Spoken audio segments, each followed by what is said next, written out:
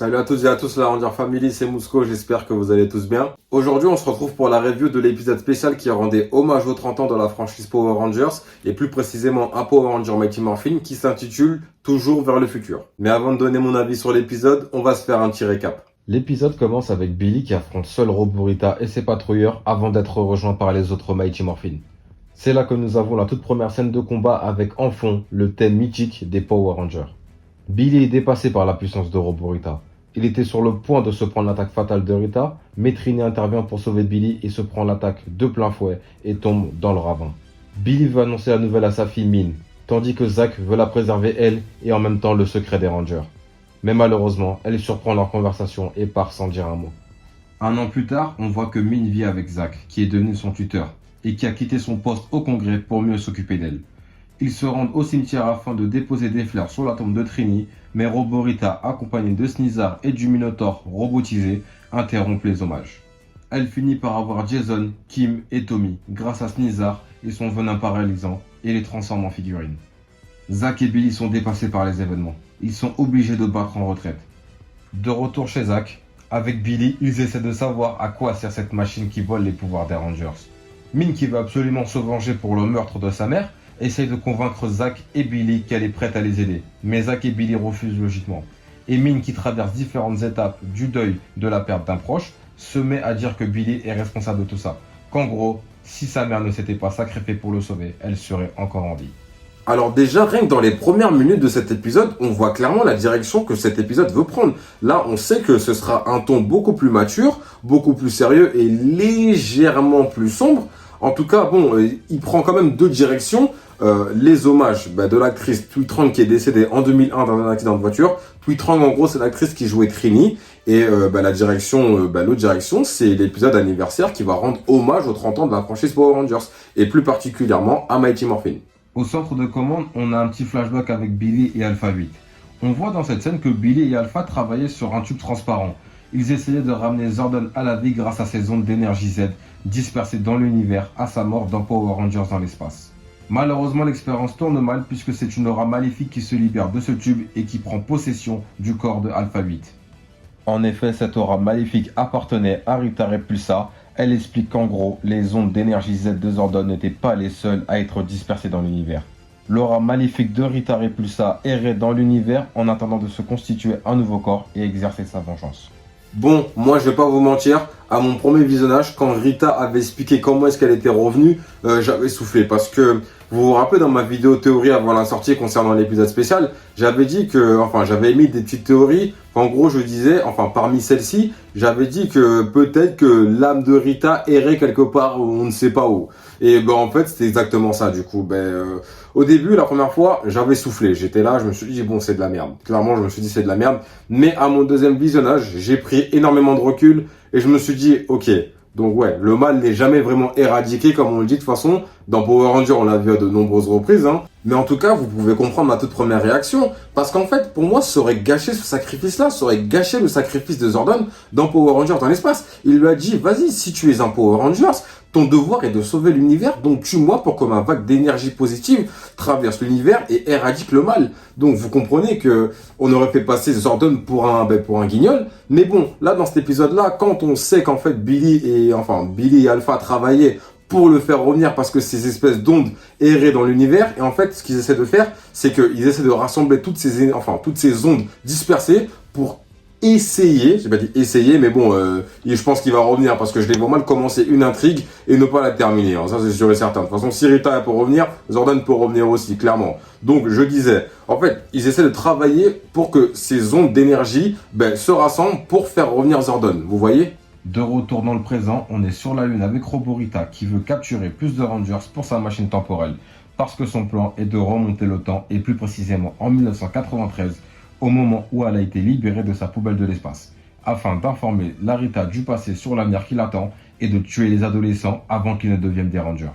Mais comme je l'ai dit, pour ce faire, elle doit capturer une quantité suffisante de Rangers pour y arriver. Le Minotaur peut les localiser seulement si les Rangers sont transformés. Et du coup, Rita envoie ses patrouilleurs partout sur Terre afin de capturer différents Rangers de la planète. Alpha active alors le protocole Bandora.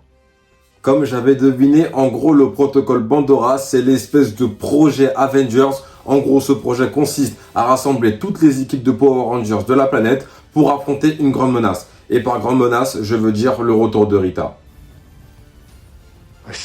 Mais malheureusement, seuls Kat et Rocky arrivent au centre de commande puisque les autres Rangers sont occupés avec les patrouilleurs partout sur Terre. D'ailleurs, mention spéciale aux patrouilleurs parce que quand même, dans ce spécial, les patrouilleurs sont super violents avec les civils. Hein. Vous allez dire, je suis un sadique, mais il y a un patrouilleur à un moment dans l'épisode où on voit qu'il balance une dame de plusieurs étages. Et moi, j'ai trouvé ça excellent parce que bon, les soldats en général dans Power Rangers, ils font pas super peur. C'est des guignols. Ils prennent un coup, ils tombent au sol. Et là, franchement, là, j'arrive à les prendre plus au sérieux. Bon, à part glousser comme des coqs, et aussi, ils font pas super peur, c'est vrai. Mais au moins, là, tu sais qu'il faut pas rigoler avec eux, quoi. Lors de l'activation du protocole Pandora, Aïcha et Adam répondent à l'appel. Mais malheureusement, ils sont trop loin dans l'espace pour se téléporter jusqu'au centre de commande. Mais par rapport à la SPA, on a des infos super croustillantes. Le lien avec Power Rangers SPD a été établi en quelques lignes. Et ça, franchement, c'est excellent. Déjà, je vais commencer par citer ce qu'a dit Aïcha mot pour mot. Elle a dit « Notre vaisseau part du système Sirius pour vous rejoindre ». Et Sirius, le nom Sirius, ça ne vous dit pas quelque chose? Et oui, le nom Sirius est le nom de la planète de Anubis Kruger, le commandant de la SPD, alias le Shadow Rangers et mentor des Power Rangers SPD. Et ce n'est pas terminé puisque Adam remercie Billy de leur avoir conçu une espèce de technologie furtive pour leur vaisseau.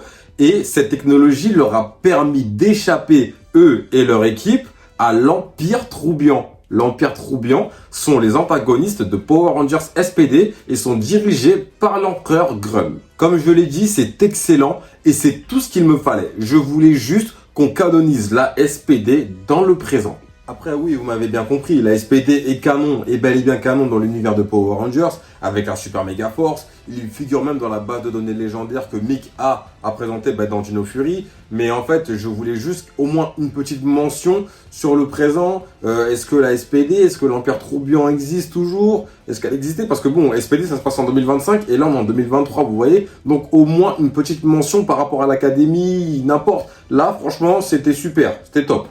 Les patrouilleurs attaquent le Juice Bar et Min va jouer les héroïnes en utilisant le morpheur de sa défunte mère, mais elle n'arrive pas à se transformer. Elle est vite dépassée par la force des patrouilleurs, qui n'y vont vraiment pas de main morte avec elle. Heureusement, Zack et Rocky arrivent pour arranger la situation. De retour au centre de commande, Zack essaie de faire prendre conscience à Min. Il lui dit que ce qu'elle a fait était stupide et dangereux. Min demande alors à Zack pourquoi est-ce qu'elle n'arrive pas à se transmuter. Zack lui explique qu'avec la haine et le désir qu'elle a de se venger, c'est normal que cela ne fonctionne pas. Pour être un ranger, il faut d'abord penser aux autres avant de penser à soi-même. Zack explique par la même occasion que Billy voulait seulement faire revenir Zordon qui était leur mentor et aussi une figure paternelle et qu'il ne savait pas ce qui allait se passer avec Rita. Pendant ce temps, Billy, Kat et Rocky mettent en place une stratégie pour éloigner le Minotaur et Snizar du palais lunaire. Plan qui marche à merveille d'ailleurs. Ils retournent au centre de commande et utilisent la technologie furtive pour s'introduire au palais lunaire. Min, qui pense avoir compris ce qu'est être un Power Rangers, désobéit à nouveau à Zack et se rend sur les lieux où Snizar et Minotaur sont retenus captifs. Elle se fait alors surprendre par Roborita et se fait capturer. Au palais lunaire, les Rangers ont compris la moitié du plan de Rita, juste avant d'être rejoints par cette dernière, ainsi que Snizar et Minotaur, accompagnés de Min qui est retenu captif. Elle leur explique la totalité de son plan. Billy tente alors de faire diversion pour libérer Min, mais se retrouve dans la même position qu'en début d'épisode. C'est-à-dire qu'il est sur le point de se prendre une attaque fatale de Rita, mais tout comme sa mère, Min se sacrifie pour sauver Billy. Mais le morpheur que Min portait l'a en quelque sorte sauvée. Elle est inconsciente quelques secondes et voit des flashbacks de sa mère, juste avant d'être apte à utiliser la totalité du pouvoir du Smilodon. Nouvelle séquence de transformation, puis on a un combat avec nos 5 rangers Mighty Morphin de nouveau réunis avec Min en ranger jaune que j'ai grave apprécié. Les Rangers prennent alors le dessus et pendant ce temps-là, Rita agrandit Snizar. Billy qui en profite pour lui planter sa lance dans le dos. Il passe ensuite en mode Megazord avec Min pour affronter Snizar géant. Les autres Rangers achèvent le Minotaur avec un coup de grâce de Rocky qui plante carrément sa lame dans le torse du Minotaur qui est au sol, manière très brutale, et Kat le souligne. Ils rejoignent ensuite les autres dans le Megazord pour éliminer Snizar rapidement, mais Roborita a quand même survécu au coup porté par Billy et rampe jusqu'à la machine pour l'activer. Évidemment, les Rangers arrivent à temps, ils délivrent les Rangers capturés et détruisent sa machine temporelle. Et Zack lui portera le coup final avec sa hache du pouvoir qui fait aussi office de canon. Ensuite, tout le monde se retrouve au centre de commande. Aisha et Adam, qui sont arrivés 10 ans après la guerre, leur dit que les Akitariens vont s'occuper des Rangers qui ont été capturés pour les remettre sur pied. Ensuite, Adam demande à Billy s'il ne veut pas repartir avec eux pour rentrer sur Akitar. Mais il leur dit que tant que les Rangers légendaires qui ont été capturés ne seront pas remis sur pied, il a encore beaucoup de travail avant de repartir.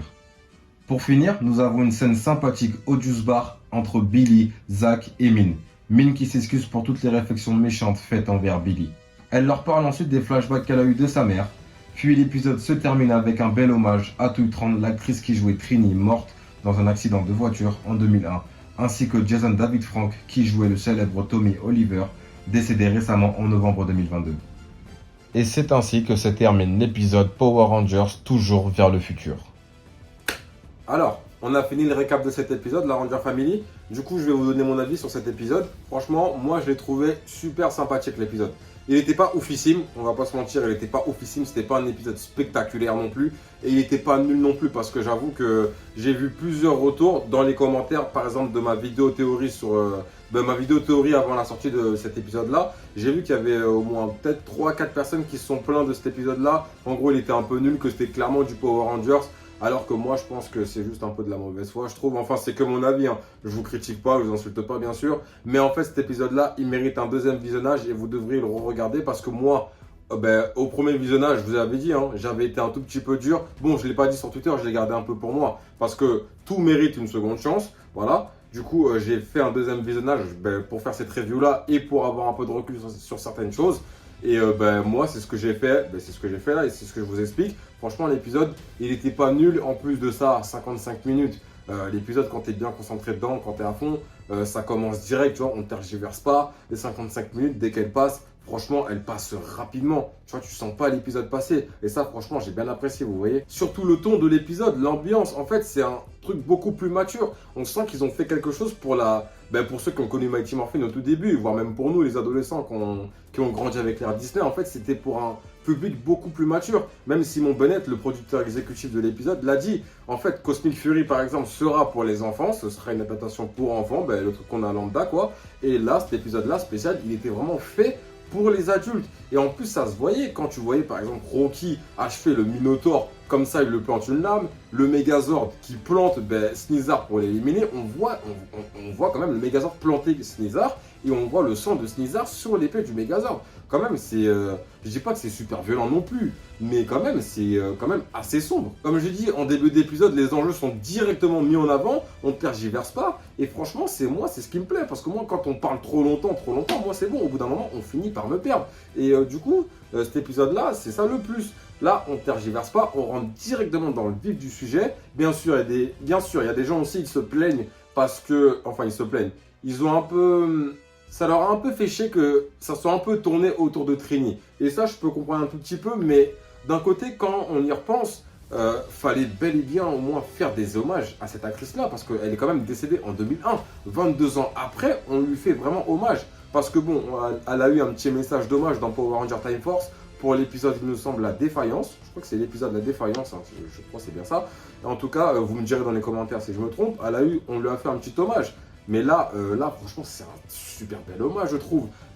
Sa fille, un héritage, en fait, c'est ça, Power Rangers. C'est ça, c'est les super-héros, c'est un héritage, c'est une tradition qui se perpétue d'année en année, vous voyez ce que je veux dire. Et franchement, moi, j'ai trouvé ça super cool. Et ce que j'ai apprécié aussi, c'est les références par rapport à l'histoire de tous les Power Rangers. Par exemple, on voit une pancarte avec Bulk et Skull qui vendent des sandwichs, il me semble. À la fin de l'épisode, à la fin de l'épisode, on voit Billy, par exemple, qui dit à Min, tu veux que je te rapporte un souvenir de Merinoy? Merinoy, c'est la planète de la Ranger jaune de l'autre galaxie dans Power Ranger l'autre galaxie. Ensuite, il y a Akitar. Avec le protocole Bandora, on voit les différentes villes ou QG des anciens Power Rangers. Par exemple, Ripside, la ville des Dinotonnerres. Turtle Cove, en gros, l'Animaria de Power Ranger Force Animale. L'Astro Mega Ship de Power Ranger dans l'espace. La Terre Aventure de l'autre galaxie. Voilà, c'est des petites références comme ça que j'ai bien appréciées. Franchement, c'était super cool à voir, c'était bien placé. On respectait bien la franchise. On sentait c'était pas que du Mighty Morphin. Bon, allez, c'était 90% du Mighty Morphin. Allez, voire 99% du Mighty Morphin. Avec un peu d'histoire, ou même la SPD, comme je dis, ça m'a fait grave plaisir. qu'on fasse enfin un lien dans le présent, qu'on fasse vraiment un vrai lien. Pas qu'on voit des vidéos d'eux dans la base de données légendaire des Rangers légendaires ou qu'on les mentionne avec Power Rangers Super Mega Force. Là, on a vraiment établi un lien et ça m'a fait grave plaisir. Mais j'avoue que j'aurais apprécié aussi que justement on voit les Rangers légendaires qui ont été capturés avant leur capture affronter les patrouilleurs. Je dis pas qu'on voit les acteurs ou les personnages, hein, qu'on voit au moins les acteurs en costume se battre. Par exemple, les Rangers de l'autre galaxie, les Dino Tonnerre, les Rangers dans l'espace. Ou les autres Rangers qui ont été capturés. Franchement, ça aurait été quand même sympathique, mais bon, c'est pas si grave que ça. Je les vois en figurine. Ils ont voulu faire un placement de produit avec les Lightning Collection, mais bon, c'est pas si grave que ça. Mais bon, j'avoue que ça me fait chier un tout petit peu, mais bon, c'est pas si grave. Et par rapport à la CGI du Megazord, franchement, je vais pas vous mentir, je vais être clair, c'était dégueulasse. Mais vraiment dégueulasse. Pourtant, ça commençait bien au tout début quand je voyais Sneezer qui se faisait agrandir. Mais quand le Megazord est apparu, waouh, c'était vraiment dégueulasse. En fait, l'animation, la CGI n'était pas moche, vous voyez, mais l'animation était dégueulasse. Après, je peux pas en vouloir vraiment à la production, ils ont fait ce qu'ils pouvaient. Et au niveau du budget, je pense que c'était pas oufissime. Mais en tout cas, bon, pour le reboot, quand il y aura des combats Megazord, j'espère qu'il y aura beaucoup plus de budget parce que si c'est des combats Megazord avec ce budget-là, cette animation-là, encore la CGI, comme j'ai dit, ça me dégoûte pas, ça va. Mais si c'est cette animation-là, les gars, animation PS2 là, non, s'il vous plaît, c'est mort. Reprenez le truc de la Toei, faites un contrat avec la Toei pour qu'ils vous font des combats Megazord spécial, parce que là, ça va pas passer, je vous le dis direct. Hein. Et par rapport à la SPA, est-ce que la SPA, ce ne serait pas un groupe de secouristes? Parce que la technologie furtive, elle sert bien à quelque chose, elle sert bien à fuir son ennemi, comme il disait Adam, ou attaquer son ennemi discrètement. Donc, est-ce que ça n'aurait pas un rapport avec l'histoire de Anubis Kruger quand il racontait l'histoire de la SPD? Parce qu'il disait que la SPD était, on va dire, un groupe, un tout petit groupe de combattants, juste avant de devenir la SPD qu'on connaît. Donc, est-ce qu'il n'y a pas eu modification au cours de l'histoire qui fait que la SPD devienne devienne au début la SPA et ensuite devienne la SPD? Donc en fait, franchement, c'est pas illogique, hein, parce que les changements au cours de l'histoire, ça peut exister. Et du coup, Adam, vu que Adam est au courant par rapport à la SPD dans le futur, et vu que Bridge l'a raconté dans l'épisode des 15 ans de Power Rangers Opération Overdrive, il est au courant de tout ça. Donc il se peut qu'il ait créé la SPA avant la SPD pour que l'histoire ne change pas. Franchement, c'est pas illogique. Hein. En tout cas, on n'est vraiment pas à l'abri de revoir la SPA dans Cosmic Fury, parce que c'est un groupe qui est dans l'espace. Ils vont repartir sur Akutar forcément avec Billy. Billy qui est confirmé au casting de Cosmic Fury, donc ça ne m'étonnerait pas qu'on revoie la SPA, Adam, Aisha et compagnie. Et par rapport à Cosmic Fury, du coup, l'épisode se passe quand exactement? Parce que dans le protocole Pandora, les Dino Fury ne sont pas concernés. Ils ne sont pas intervenus parce qu'il y a plusieurs raisons. Déjà, c'est une équipe qui vient d'arriver, en quelque sorte, une équipe, l'équipe actuelle de la Terre. Et si vous vous rappelez bien, à la fin de la saison 2 de Power Rangers Dino Fury, ils vont dans l'espace pour arrêter Lord Z. Donc, Billy dit que, en fait, c'est Billy qui m'a perturbé un peu. Il a dit que tant que les Rangers légendaires ne sont pas remis sur pied, il ne pourra pas repartir. Du coup, est-ce qu'il est au courant que les Dino Fury sont partis dans l'espace ou est-ce qu'il n'est pas au courant que les Dino Fury existent? Ça m'étonnerait par rapport à ça parce que quand même, ce sont les tout premiers Rangers, donc forcément, ils sont un peu au courant de tout ce qui se passe. Ce sont les mentors limites, ce sont les mentors légitimes de toutes les équipes de Power Rangers.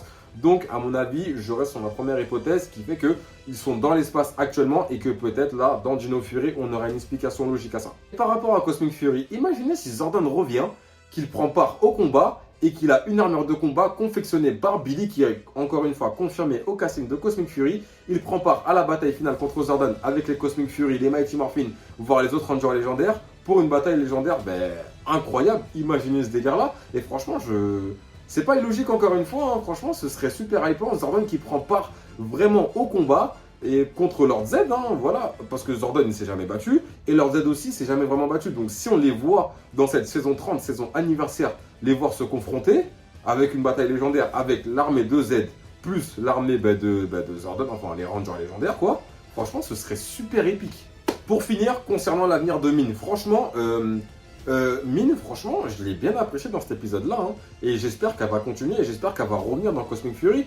Mais franchement, je trouve que c'est du gâchis. S'il y a reboot total, s'il y a vraiment un reboot total de la franchise et qu'elle, on l'exclut, franchement, je trouve ça dommage. parce que déjà, on mentionne par exemple le fils de Tommy, JJ, le fils de Tommy et Cap, il a été mentionné à plusieurs reprises. On sait qu'il fait du karaté comme son père, pour faire mention à son père et sa mère, ça c'est sûr et certain.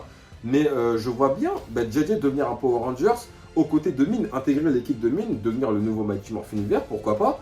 Franchement, je trouverais ça dommage, qu'on exclue justement cette possibilité-là que Mine soit une Ranger vétérante à l'avenir. Vous voyez, elle a de l'expérience, elle s'est battue avec les Mighty Morphin, donc ce serait bête qu'on l'écarte, qu'il y ait un reboot total, sachant qu'elle a déjà un background. On peut introduire les autres équipes de Rangers, on peut introduire JJ déjà, qui a été introduit dans Power Ranger Ninja Steel en 2017, je crois, ou 2018, dans l'épisode anniversaire des 15 ans, des 25 ans, pardon. Donc franchement, ce serait dommage de l'écarter. En tout cas, elle a un super background et j'espère qu'on va pas l'écarter et j'espère même qu'elle va revenir dans Cosmic Fury. Et je pense même qu'à 90% qu'elle reviendra même dans Cosmic Fury. Du coup, la Ranger Family, j'ai terminé avec la review spéciale anniversaire des 30 ans de Power Rangers. Franchement, ça m'a fait super plaisir de la faire. Et dans les commentaires, n'hésitez pas à me dire ce que vous avez apprécié, si vous avez apprécié ou non l'épisode, ce que vous aurez aimé et ce que vous n'avez pas aimé dans cet épisode-là. Voilà, tout est possible. Et en tout cas, moi, ça me fera super plaisir de répondre et de lire tout ça. Maintenant, on se dirige vers Power Rangers Cosmic Fury, la saison 30, qui est une saison aussi anniversaire. Donc, qui dit saison anniversaire, dit retour important de Rangers légendaires, ça c'est sûr et certain. En tout cas, moi, je vous tiendrai au courant des nouvelles infos qui tomberont, comme d'habitude, sur Twitter. Bon, pas trop Instagram. En tout cas, Twitter et YouTube. Ça, c'est sûr et certain. Et moi, je vous dis à la prochaine vidéo, la Ranger Family. C'était Mousco. Bye.